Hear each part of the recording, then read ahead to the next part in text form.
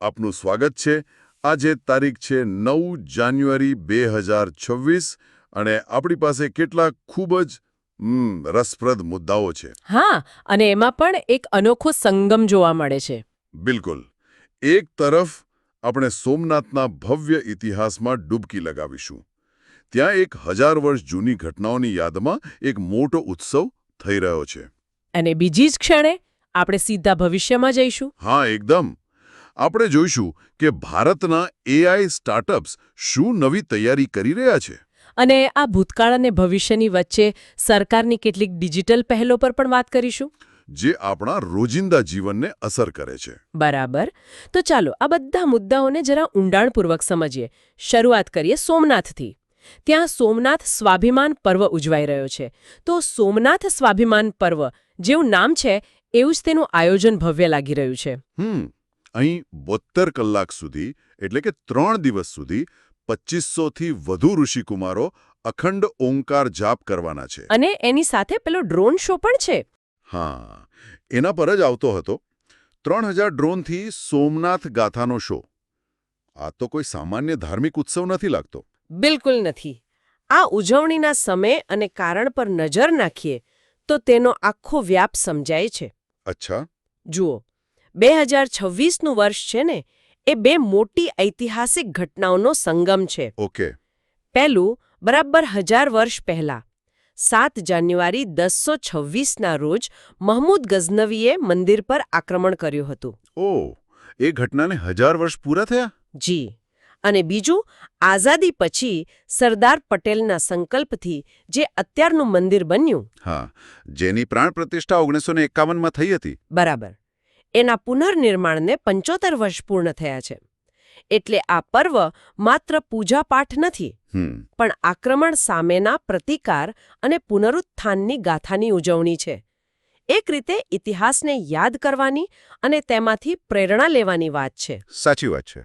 પણ મને એક પ્રશ્ન થાય છે. આટલા બધા હુમલાઓ થયા, વારંવાર મંદિર તોડવામાં આવ્યું, તો એવું શું હતું કે આ મંદિર ફરીને બનાવવામાં આવ્યું? શું એ માત્ર ધાર્મિક આસ્થા હતી કે પછી કંઈક બીજું પણ હતું? શ્રદ્ધા અને ભારતીય સંસ્કૃતિનું એક જીવંત પ્રતીક હતું. એટલે એના પરનું આક્રમણ માત્ર મૂર્તિઓ તોડવા માટે નહોતું, પણ સ્વાભિમાન પર પ્રહાર કરવા માટે હતું. એકદમ. એટલે જ એનું પુનઃનિર્માણ હંમેશા એક રાજકીય અને સાંસ્કૃતિક સંદેશ બની રહ્યો. 815માં નાગભટ્ટ બીજા હોય કે 1169માં કુમારપાળ, દરેક વખતે પુનર્નિર્માણ એક જવાબ હતો. હા, એક સંદેશ હતો કે સંસ્કૃતિનો નાશ કરી શકાતો નથી. અને આઝાદી પછી સરદાર પટેલનું પણ આ જ વિઝન હતું. એટલે જ કદાચ તત્કાલીન રાષ્ટ્રપતિ ડોક્ટર રાજેન્દ્ર પ્રસાદે એને વિનાશ પર નિર્માણની જીતનું પ્રતીક કહ્યું હતું. જી બિલકુલ. અને આજના મંદિરની સ્થાપત્ય શૈલી પણ ખાસ છે, નહીં? અને મારું ગુર્જર શૈલી કહેવાય છે.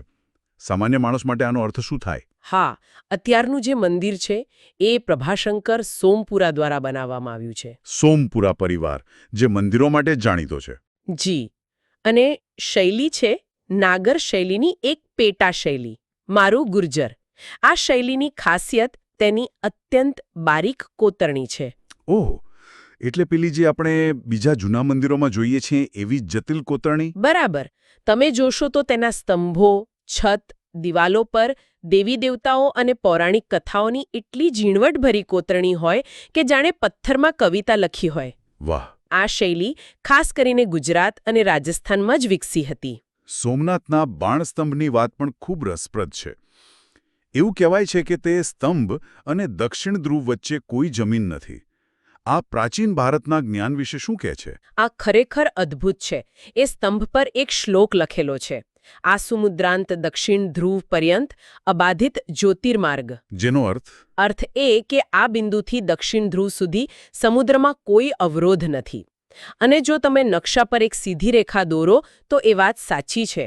કમાલ છે. આ દર્શાવે છે કે તે સમયના લોકોને માત્ર દરિયા કિનારાનું જ નહીં, પણ પૃથ્વીના ગોળા અને અક્ષાંશ રેખાંશનું પણ ગહન જ્ઞાન હતું. એક રીતે પ્રાચીન ભારતની વૈજ્ઞાનિક દૃષ્ટિનું પ્રતીક છે. અને આ જ નવીનતા અને જ્ઞાનની ભાવનાને આપણે આજના ભારતમાં પણ જોઈ શકીએ છીએ, જે આપણને આપણા આગલા વિષય પર લાવે છે. વડાપ્રધાને નવી દિલ્હીમાં ભારતીય એઆઈ સ્ટાર્ટઅપ સાથે મુલાકાત કરી. આ બેઠક ભવિષ્યની દિશાનો સંકેત આપે છે. ચોક્કસ. આ બેઠક ફેબ્રુઆરી 2026માં જે ઇન્ડિયા એઆઈ ઇમ્પેક્ટ સમિટ યોજાવાની છે એના પહેલા થઈ હતી. ઓકે. અને એમાં એવા 12 સ્ટાર્ટઅપ્સ હતા જેમને ફાઉન્ડેશન મોડેલ પિલર હેઠળ પસંદ કરવામાં આવ્યા છે. એક મિનિટ, આ ફાઉન્ડેશન મોડલ પિલર શું છે? આ શબ્દ થોડો ટેકનિકલ લાગે છે. હા, ચાલો એને સરળ બનાવીએ. ફાઉન્ડેશન મોડલ્સ એટલે એઆઈના મોટા શક્તિશાળી એન્જિન. જેમ કે ChatGPT? બરાબર. તમે એને એક વિશાળ લાઇબ્રેરી સમજી શકો જેમાં દુનિયાભરનું જ્ઞાન છે. અને પિલર એટલે સરકારના રાષ્ટ્રીય એઆઈ મિશનનો એક મુખ્ય આધારસ્તંભ. એટલે સરકાર ઈચ્છે છે કે આવા શક્તિશાળી એઆઈ મોડલ્સ ભારતમાં જ બને. જી, આપણે અમેરિકા કે ચીન પાસેથી લેવાને બદલે ભારતમાં જ વિકસાવીએ. આત્મનિર્ભરતાની દિશામાં આ એક મોટું પગલું છે.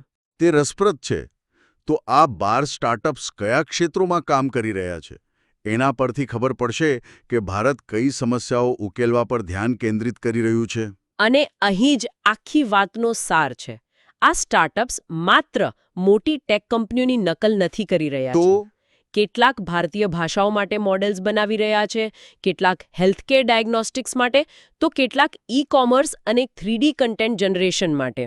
આ ક્ષેત્રોની પસંદગી કંઈક ખાસ સૂચવે છે. હા, સરકાર એવા ક્ષેત્રો પર ધ્યાન કેન્દ્રિત કરી રહી છે જ્યાં ભારતને એક વિશિષ્ટ લાભ મળી શકે. જેમ કે આપણી ભાષાકીય વિવિધતા એ એઆઈ મોડેલ્સ બનાવવા માટે એક મોટો ડેટા સંપન્ન અવસર છે. અને હેલ્થકેર પણ ગ્રામીણ વિસ્તારો માટે? બિલકુલ. જ્યાં ડોક્ટરોની અછત હોય ત્યાં એઆઈ દ્વારા નિદાન સેવાઓ પહોંચાડી શકાય. એટલે made in India, made for the વર્લ્ડનો નારો માત્ર ઉત્પાદન માટે જ નહીં, પણ હવે ટેકનોલોજી માટે પણ છે. એકદમ સાચું.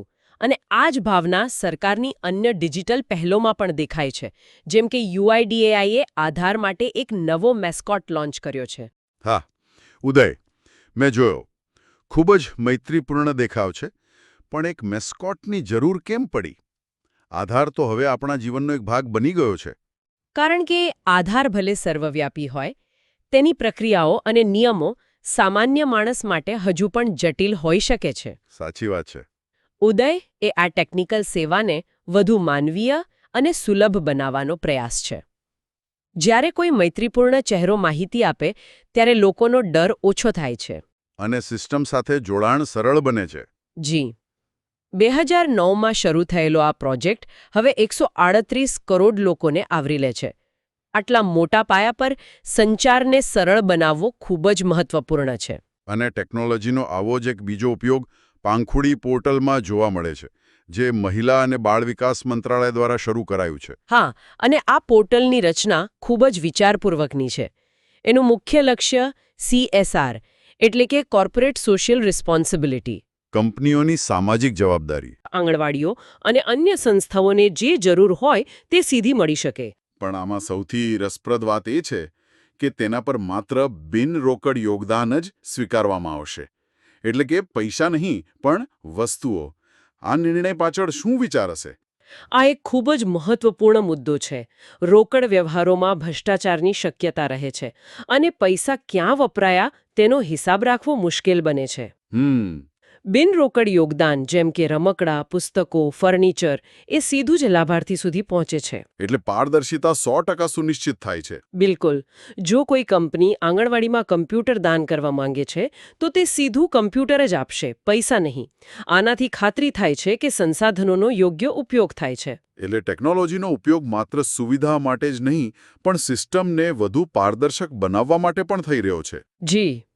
આપણે પાંખુડી જેવા પોર્ટલની વાત કરી, જે નાગરિકોને વિકાસમાં ભાગીદાર બનાવે છે.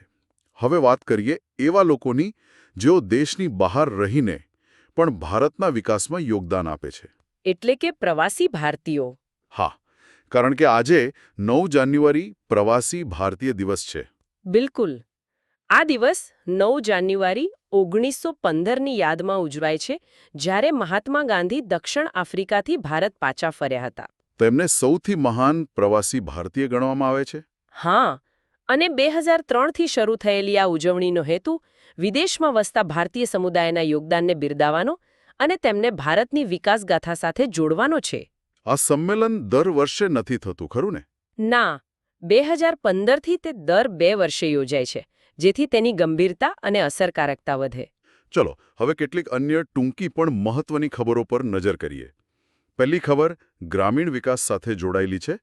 ગ્રામીણ વિકાસ મંત્રાલય અને ટપાલ વિભાગ વચ્ચે એક MOU થયા છે. હા, આ એક ખૂબ જ વ્યવહારુ અને જમીની સ્તરનું પગલું છે. કેવી રીતે? ગ્રામીણ મહિલાઓ ચલાવે છે. બરાબર. એમના દ્વારા બનાવેલ ઉત્પાદનોને બજાર સુધી પહોંચાડવા અને તેમને નાણાકીય સેવાઓ પૂરી પાડવા માટે કરવામાં આવશે. આનાથી ગ્રામીણ અર્થતંત્રને સીધો વેગ મળશે. એક સારા સમાચાર પછી એક ચિંતાજનક સમાચાર છે. 2025માં ભારતમાં 166 વાઘના મૃત્યુ નોંધાયા છે.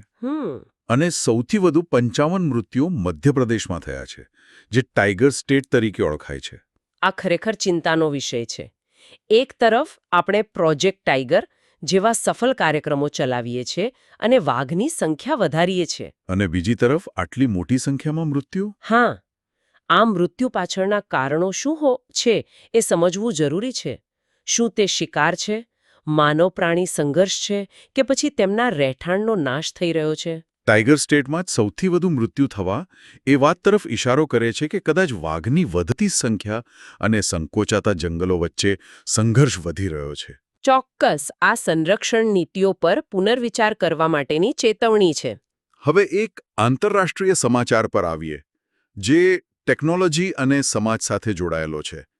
ફ્રાન્સ 15 વર્ષથી ઓછી ઉંમરના બાળકો માટે સોશિયલ મીડિયાના ઉપયોગ પર કડક નિયંત્રણો લાવવાનો વિચાર કરી રહ્યું છે. આ એક વૈશ્વિક ચર્ચાનો ભાગ છે. જેમ જેમ આપણે વધુ ડિજિટલ બની રહ્યા છીએ, તેમ તેમ બાળકોના માનસિક સ્વાસ્થ્ય પર તેની અસરો સ્પષ્ટ દેખાઈ રહી છે. અને ફ્રાન્સનું આ પગલું ખૂબ મોટું ગણાશે. જી, આ ચર્ચા એ પણ ઊભી કરે છે કે જવાબદારી કોની છે? સોશિયલ મીડિયા કંપનીઓની, માતાપિતાની કે પછી સરકારે કાયદા બનાવવા જોઈએ? આનો કોઈ સરળ જવાબ નથી. પણ દરેક દેશે આના પર ગંભીરતાથી વિચારવું પડશે. બિલકુલ. અને અંતે રમતગમતમાંથી એક સકારાત્મક સમાચાર છે. ભારતીય મહિલા હોકી ટીમના મુખ્ય કોચ તરીકે શોર્ડ મારિનીની ફરીથી નિમણૂક કરવામાં આવી છે. આ નામ હોકી ચાહકો માટે ખૂબ જ જાણીતું છે. હા, ટોક્યો ઓલિમ્પિક્સવાળા. જી, આ એ જ કોચ છે જેમના માર્ગદર્શન હેઠળ ટીમે ટોક્યો ઓલિમ્પિક્સમાં 4થું સ્થાન મેળવીને ઇતિહાસ રચ્યો હતો. તે સમયે ટીમના પ્રદર્શને આખા દેશનું દિલ જીતી લીધું હતું. તો તેમની વાપસી ટીમ માટે સારી વાત છે. ખૂબ જ. તે ટીમની રમતની શૈલી અને ખેલાડીઓને સારી રીતે સમજે છે. આ નિર્ણય આગામી મોટી ટુર્નામેન્ટ્સ માટે ટીમમાં સ્થિરતા અને આત્મવિશ્વાસ લાવશે.